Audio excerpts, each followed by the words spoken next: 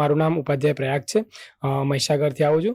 સૌથી પહેલા કાલે અમને જ્યારે અમે રેલી કરતા હતા ગૌણ સેવા સુધી પહોંચવાનો ટ્રાય કર્યો તો ડિટેન કરવામાં આવ્યા. મને તો ખબર નથી કે બહેનોને આ રીતે પાછળ ઢસડીને આ રીતે બેસો, કારણ કે અમને છોકરાઓને પહેલા લઈ ગયા હતા. પણ જ્યારે બહાર આવીને આ દ્રશ્યો જોયા તો ખરેખર આ નિંદનીય દ્રશ્યો છે. આવા દ્રશ્યો ખરેખર ગાંધીના ગુજરાતમાં તો ના જ બનવા જોઈએ, કારણ કે એક તરફ આપણે નારી સશક્તિકરણના પ્રોગ્રામ કરતા હોય અને બીજી તરફ આપણા ગુજરાતની નારીને આ રીતે રસ્તા પર ઢસડીને ચિમટા ખણી લેવામાં આવે છે અને આ રીતે ઘસડીને પોલીસના ડબ્બામાં બેસાડીને ડિટેન કરવામાં આવે છે. ખરેખર એ બહેનો એમના હક માટે લડી રહી છે અને સિસ્ટમમાં જે ભૂલ છે એ બતાવી રહી છે, ત્યારે આ રીતે કરવામાં આવે છે. ખૂબ જ ખરાબ વસ્તુ છે અને અમે બહુ ટાઈમથી આ વસ્તુમાં અમે સાચા છીએ. ઘણા બધા અધિકારીઓ દ્વારા બી કહેવામાં આવે છે કે આ વસ્તુમાં તમે જે કહી રહ્યા છો એ વસ્તુ કઈક અંશે એવી દેખાઈ રહી છે કે આ સાચી વસ્તુ છે, છતાં બી આટલા ટાઈમથી અમને કોઈ બી માધ્યમથી અમારા સુધી એવી વાત પહોંચાડવામાં નથી આવી, ઓફિશિયલી માહિતી અમારા સુધી નથી આપવામાં આવતી કે આનું નિરાકરણ ક્યાં સુધીમાં આવશે. ખરેખર અમારે આ ઉંમર છે અમારી, એ વખતે અમારે લાઇબ્રેરીમાં બેસીને વાંચવાનું હોય, તૈયારી કરવાની હોય, ત્યારે અમે અમારા ન્યાય માટે લડી રહ્યા છીએ અને એમાં એ લોકોએ લખ્યું જ છે. અને ચલો માણસથી એક વાર ભૂલ થાય, બે વાર તો ભૂલ ના થાય ને.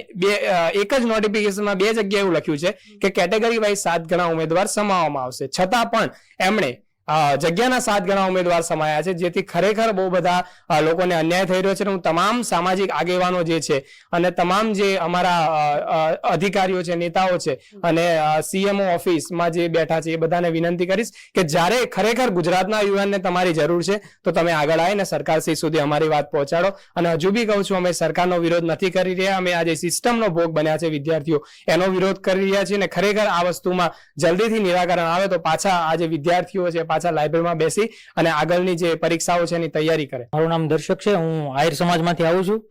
અમે 24 તારીખે કમલ દયાણી સાહેબને મળવા ગયા હતા, તો ન્યા પહેલા મને મળવા તો અમને ના જ દીધા. 5-6 કલાક મને ઓફિસમાં બેસાડી રાખ્યો. પછી 5-6 કલાક પછી કઈ અને પોલીસનો ડબ્બો આવ્યો ને નાથી ભરીને અમને જ્યાં બધાને ડિટેન કર્યા હતા ત્યાં મને ડિટેન કરી નાખ્યો. આખો દિવસ 8 વાગ્યા સુધી મને રાખ્યો. બીજા દિવસે પછી અમે સીસી માટે બધા નીચે ભેગા થયા હતા, તો ત્યાં બધા પોલીસ વાળા જે આવી અને ડાયરેક્ટ મને પકડી અને ડાયરેક્ટ મારું મોઢું બધું દબોચીને મને ગાળો બી આપી અને ડાયરેક્ટ મને સીધો ડબ્બામાં ધક્કો મારીને નાખી દીધો. અમે ગમે તે કરવા જઈએ છીએ, ડાયરેક્ટ પોલીસ વાળા આવીને અમને ડબ્બામાં નાખીને ડિટેન કરી નાખે, આખો દિવસ રાખીને રાત્રે મૂકી દે છે. તો અમારે જે આ સીસી નું જે અમારું નિરાકરણ છે એ જોતું છે, તો અમને ક્યારે મળવાનું છે એ અમે પૂછવા માંગીએ છીએ. આ કાલે અને અમને 3 જણાને જ લઈ ગયા હતા પહેલી વાર અમને. પછી બીજા બધા 2 વાગે અમે જે રેલી પ્રદર્શન કર્યું હતું એનાથી લઈને 2 વાગે એ બધા આવ્યા હતા ડિટેન કરીને હતા. રાત્રે રાખીને પછી રાત્રે મૂકી દઈ છે, ગાળો બી આપી છે અને મારું મોઢું દબું છે, મારા કાનમાં અહીંયા લોહી બી ત્યારે નીકળતા હતા, એવું બી મને કરવામાં છે અને મારવામાં આવ્યો છે. એટલે ભરે ચીટકા ભરીને પછી પાછળ અંદર ડબ્બામાં નાખી દી. સરકારમાં કોઈ પણ યોજના નવી આવે તો એની જાણકારી આપવામાં આવે છે, વિવિધ માધ્યમોથી બસ પર સ્ટીકરો મારવામાં આવે છે, પોસ્ટરો લગાડવામાં આવે છે.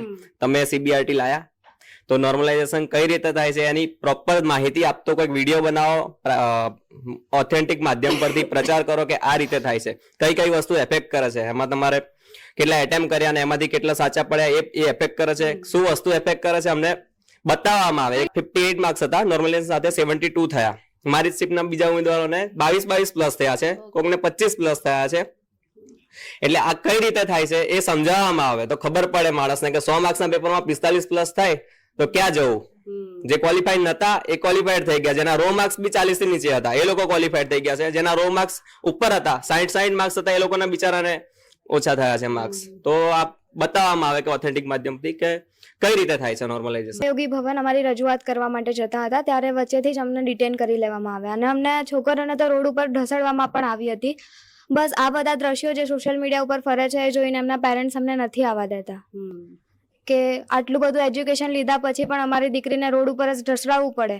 તો એના કરતાં તો પછી બધા વિદ્યાર્થીઓ આગળની પરીક્ષાની તૈયારી કરવા લાગ્યા છે. 7 ગણા બોલાવવામાં આવશે તો પણ એ લોકોએ જગ્યા વાઇઝ 7 ગણા બોલાવ્યા છે, જેનો અમે ભોગ બન્યા છીએ અને અમને આનો ન્યાય નથી મળી રહ્યો.